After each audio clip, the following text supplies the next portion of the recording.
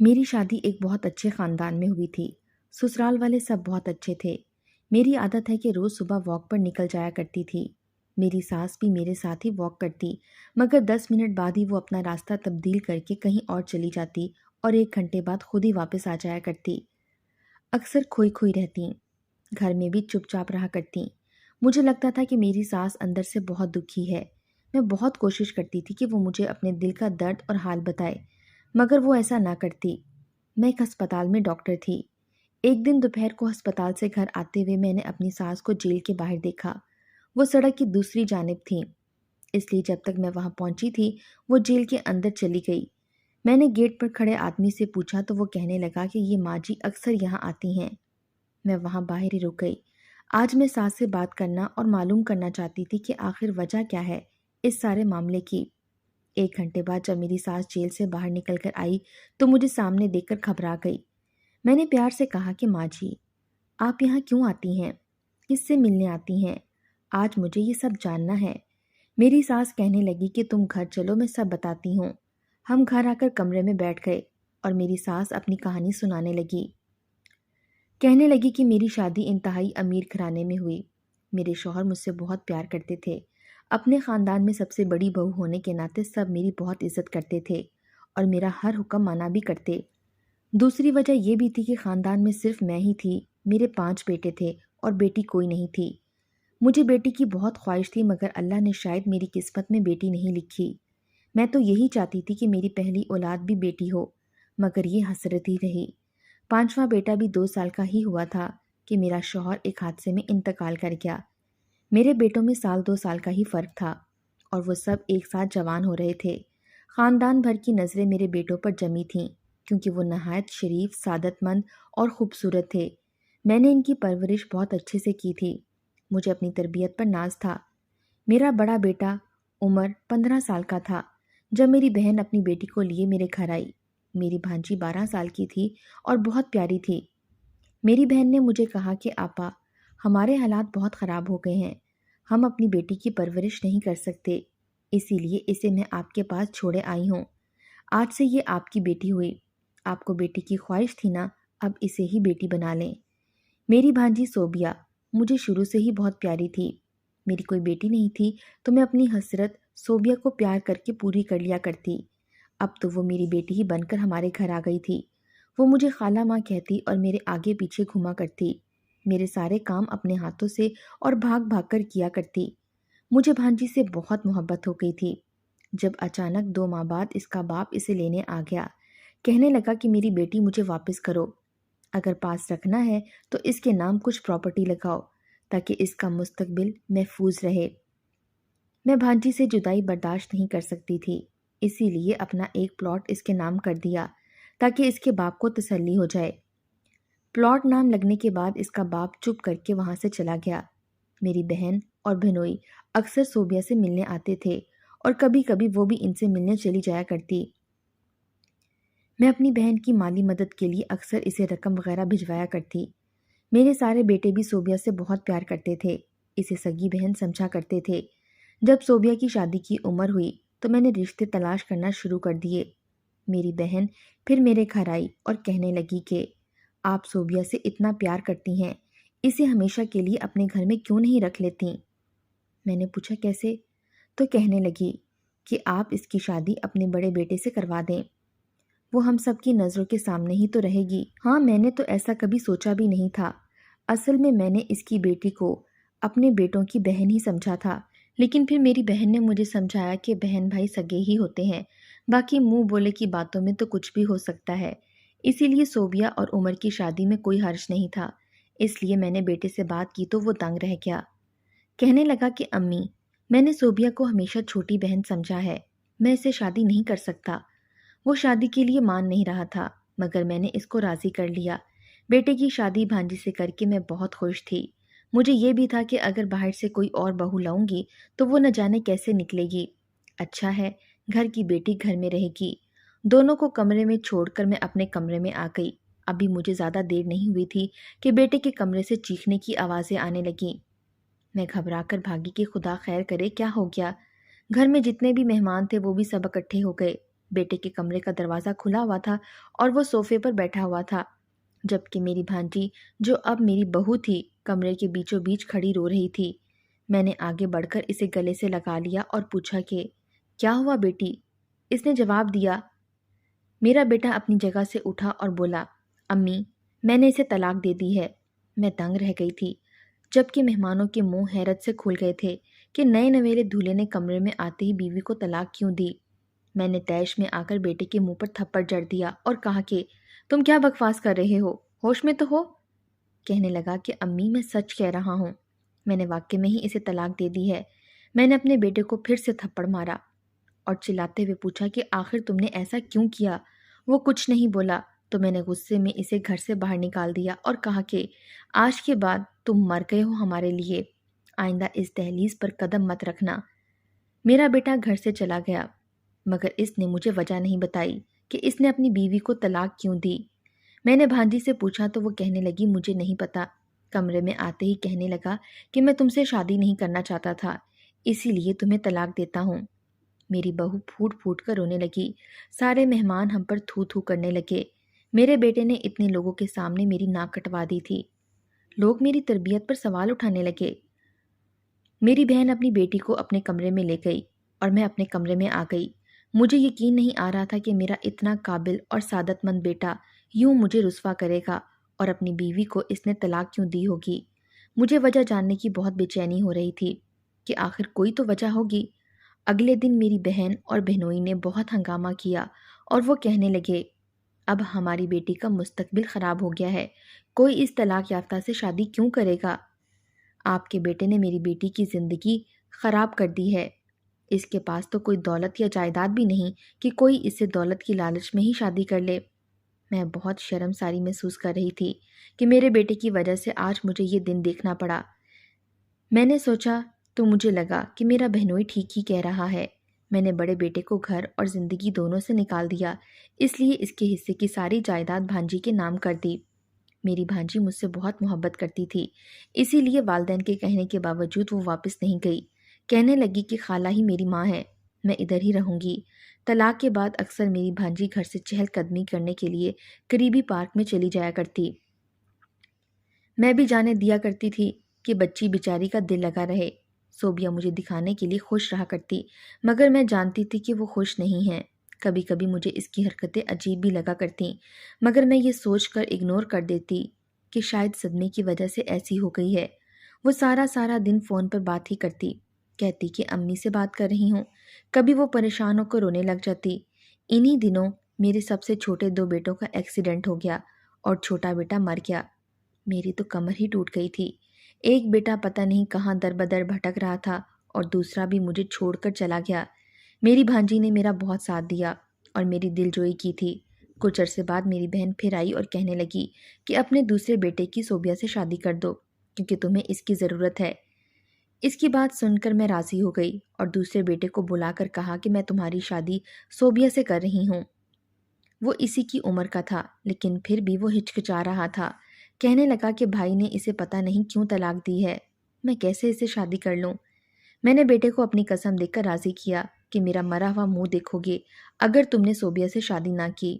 وہ یہ بات سن کر راضی ہو گیا اور صوبیہ سے شادی کر لی۔ میری بھانجی بیچاری، اس نے تو مجھے صاف کہہ دیا تھا کہ خالہ آپ میری ماں ہیں، کسی فقیر سے بھی میری شادی کروائیں گی تو میں کر لوں گی۔ ان دونوں کی شادی کروا کے میں بہت مطمئن تھی کہ اب سب ٹھیک ہو جائے گا، لیکن دل میں کہیں دھڑکا بھی لگا ہوا تھا۔ سب ٹھیک ہونے کی دعا کرتے ہوئے اپنے کمرے میں آ گئی۔ کچھ ہی دیر گزری تھی کہ پھر سے وہی ہوا جس کا مجھے ڈر لگ رہا تھا۔ بیٹے کے کمرے سے شور کی آوازیں آ رہی تھیں۔ میں نے اپنے آپ کو سنبھالا اور بھاگ کر گئی تو وہی منظر تھا جو ایک بار پہلے بھی دیکھ چکی تھی۔ میرے اس بیٹے نے بھی میری بھانجی کو شادی کی پہلے ہی رات طلاق دے دی۔ میں نے وجہ پوچھی تو کہنے لگا کوئی وجہ نہیں ہے اور خود ہی گھر چھوڑ کر چلا گیا۔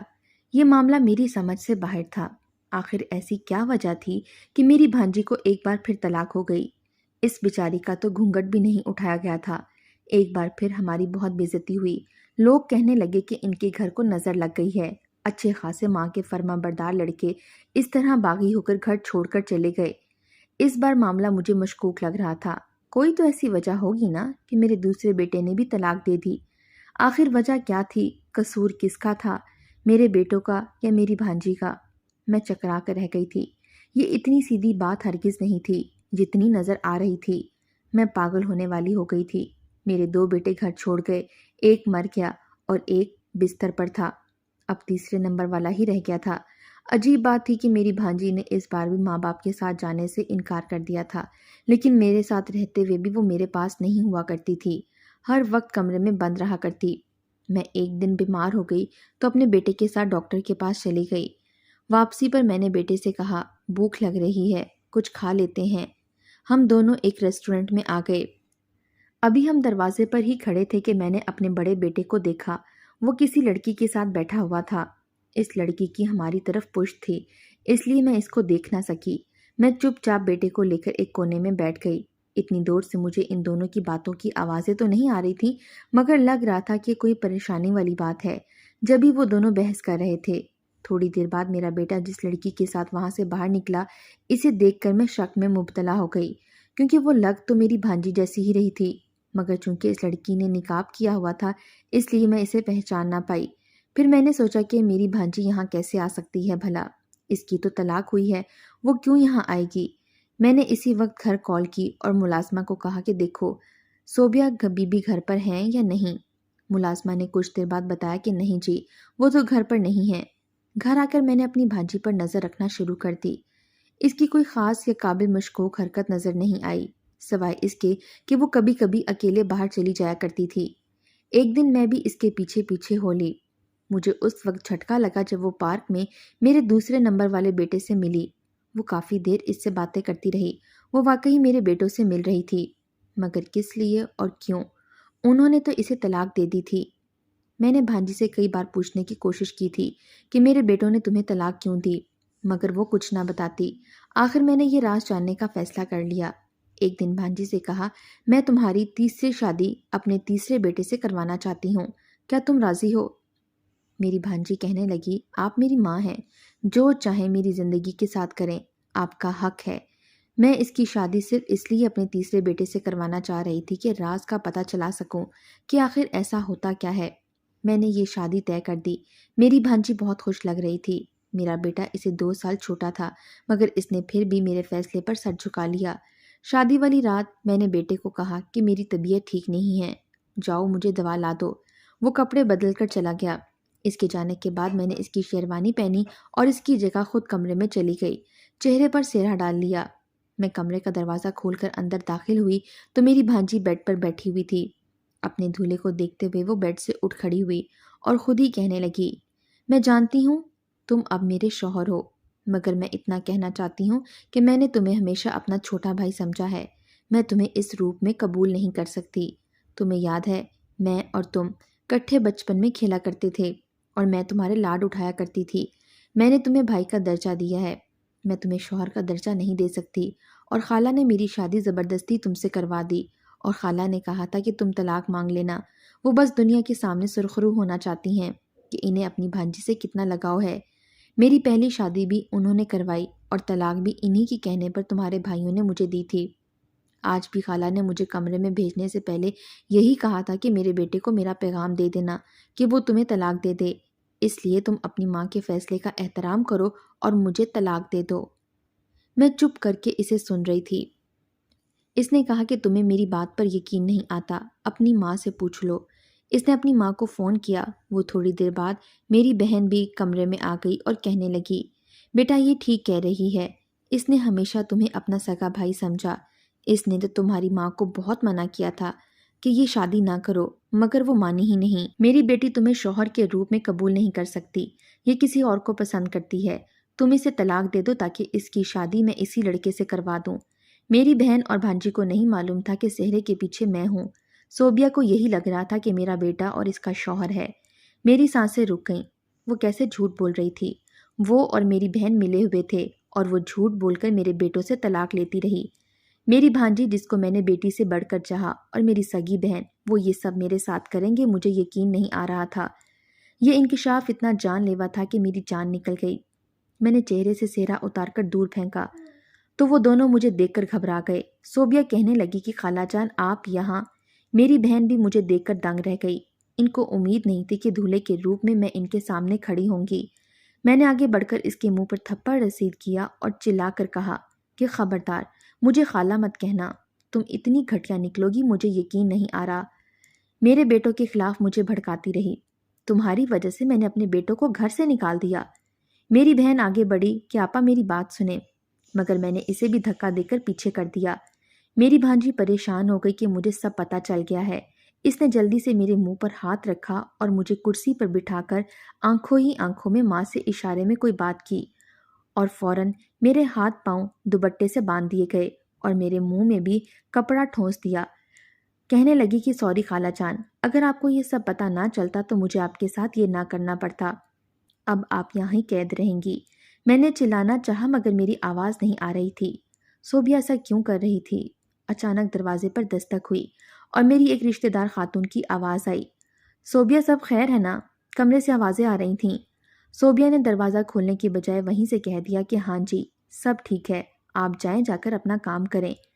اس نے کرسی سمیت مجھے باتھ روم میں بند کر دیا۔ تھوڑی دیر بعد میرے بیٹے کی آواز مجھے سنائی دی۔ وہ میرا پوچھ رہا تھا کہ امی کہاں ہیں، اور وہ اسے کہہ رہی تھی کہ وہ اپنے کمرے میں ہی ہوں گی۔ میرا بیٹا یقیناً مجھے ڈھونڈ رہا تھا۔ میں اندر تڑپ رہی تھی۔ میرے ساتھ ایسا بھی ہوگا میں نے کبھی خواب میں بھی نہیں سوچا تھا۔ کچھ ہی دیر بعد دوبارہ مجھے باہر سے آوازیں آنے لگیں۔ میرا بیٹا مجھے ڈھونڈنے باہر چلا گیا۔ میں نے کوشش کر کے اپنے آپ کو آزاد کرانے کی بہت کوشش کی مگر بے سود۔ اس نے مجھے بہت مضبوطی سے باندھا تھا۔ تھوڑی دیر بعد میری بہن نے آ کر مجھے وہاں سے نکالا اور کھینچتے ہوئے اسٹور میں لے جا کر بند کر دیا۔ میں ابھی تک اپنے بیٹے کی شیروانی میں ہی ملبوس تھی۔ اسٹور میں بہت گرمی تھی۔ میری حالت خراب ہونے لگی۔ مجھے امید تھی کہ میرا بیٹا مجھے ڈھونڈ لے گا مگر پورا دن گزر گیا اور وہ نہیں آیا۔ مجھے وہاں پر قید ہوئے 2 دن ہو گئے تھے اور صوبیہ نے آ کر دن میں صرف ایک بار کھانا دیا تھا اور اب بھوک سے میری جان نکل رہی تھی۔ میں نے اپنے آپ کو آزاد کرانے کی کوشش شروع کر دی جو میں پچھلے 2 دن سے کر رہی تھی۔ شام تک میں نے زور لگا لگا کر رسی کو کافی ڈھیلا کر دیا اور آج میں نے اپنے آپ کو کوشش کر کے چھڑوا ہی لیا۔ رات کو جیسے ہی دروازہ کھول کر صوبیہ اندر داخل ہوئی، میں نے اسٹور میں رکھا ہوا ڈنڈا اٹھایا اور اس کے سر پر مار کر اسے بے ہوش کر دیا اور خود بھاگتے ہوئے اسٹور سے باہر آ گئی۔ میرا بیٹا بیچارہ مجھے ڈھونڈ ڈھونڈ کر تھک گیا تھا۔ میں چیختے ہوئے بیٹے کو آواز دینے لگی۔ میری آواز سنتے ہی وہ بھاگا چلا آیا۔ میری حالت بہت بری ہو رہی تھی۔ میں نے اس کو بتایا کہ تمہاری بیوی صوبیہ نے مجھے اغوا کیا تھا اسٹور میں۔ بس اتنا کہہ کر میں بے ہوش ہو گئی۔ ہوش آیا، ہسپتال کے بیڈ پر تھی۔ میرے دونوں بڑے بیٹے بھی میرے سامنے کھڑے تھے۔ میں ان دونوں کو دیکھ کر بہت خوش ہو گئی۔ مجھے لگا کہ میں ایک دم ٹھیک ہو گئی ہوں۔ میں نے صوبیہ کے بارے میں پوچھا تو چھوٹے والا کہنے لگا کہ وہ دھوکے باز لڑکی اس وقت اپنے ماں باپ کے ساتھ جیل میں ہے۔ میرے بیٹے نے مجھے ساری کہانی سنائی جو یہ تھی کہ میری بہن اور بہنوئی شروع دن سے ہی میری دولت پر نظر جمائے بیٹھے تھے۔ جو میرے شوہر کی وفات ہو گئی تو انہوں نے یہ پلان بنایا، اپنی بیٹی مجھے دے دی تاکہ صوبیہ کے ذریعے میری دولت پر قبضہ کریں۔ صوبیہ نے جب میرے بڑے بیٹے سے شادی کی تو شادی کی رات اسے بھی یہی کہتی رہی کہ میں تمہیں اپنا بڑا بھائی سمجھتی ہوں، میں تم سے یہ رشتہ نہیں نبھا سکتی، میں کسی اور کو پسند کرتی ہوں، مجھے طلاق دے دو۔ اس کا مقصد تھا کہ ایک ایک کر کے سب بیٹوں کو میرے گھر سے نکلوا دے تاکہ میری دولت کی واحد وارث وہ بن جائے۔ اس کا پلان کامیاب ہوا اور میں نے بیٹے کو گھر سے نکال دیا۔ اس نے میرے دوسرے بیٹے کو بھی یوں ہی کہہ کر طلاق لی اور گھر سے نکلوا دیا۔ بعد میں یہ سچی ہونے کی خاطر ان سے ملتی رہی اور ان کو کہتی رہی کہ تمہاری ماں نے تم کو گھر اور زندگی دونوں سے نکال دیا ہے، تم لوگ بھی اس سے لا تعلق ہو جاؤ اور کبھی گھر واپس نہ آنا۔ یہاں تک تو پھر بھی تھا، ٹھیک تھا، برداشت کیا، مگر ان لوگوں نے دولت کے لالچ میں میرے چھوٹے بیٹے کو جان بوجھ کر ایکسیڈنٹ کروایا تاکہ وہ دونوں مر جائیں۔ یہ تو اللہ کا کرم تھا کہ ایک کی زندگی بچ گئی۔ ان تینوں نے مل کر میرے ہنستے بستے گھر کو اجاڑ ڈالا تھا۔ میری بیٹی بیٹی کہتے زبان نہیں تھکا کرتی تھی اور وہ اس طرح کی نکلی تھی کہ میرے گھر کو ہی کھا گئی، اور یہ سب اسے اس کے ماں باپ نے سکھایا تھا۔ آج وہ تینوں جیل میں ہیں۔ میں کبھی کبھی جیل میں صوبیہ سے ملنے جاتی ہوں۔ آخر میں نے اس کو بیٹی سمجھ کر پالا تھا۔ اسے دیکھنے کا دل کرتا ہے تو وہ چلی جاتی ہوں۔ وہ مجھ سے بہت معافی مانگتی ہے مگر میں اسے معاف نہیں کر سکتی۔ اس نے میرے بیٹوں کو مجھ سے چھین لیا جو کسی صورت واپس نہیں آ سکتا۔ اتنا سب بتا کر میری ساس کہنے لگی، میں نے اپنے تینوں بیٹوں کی دوبارہ شادیاں کر دیں۔ بڑے بیٹے عمر کی میں نے تم سے کروا کر، اور آج میرے اپنے بیٹے اپنے گھر میں بہت خوش ہیں۔ میں صبح تمہارے ساتھ واک پر جاتی ہوں تو وہاں سے راستہ بدل کر قبرستان چلی جاتی ہوں، وہاں بیٹے کی قبر پر جاتی ہوں، فاتح خوانی پڑھتی ہوں، اس سے ڈھیروں باتیں کرتی ہوں تو میرے دل کو سکون مل جاتا ہے۔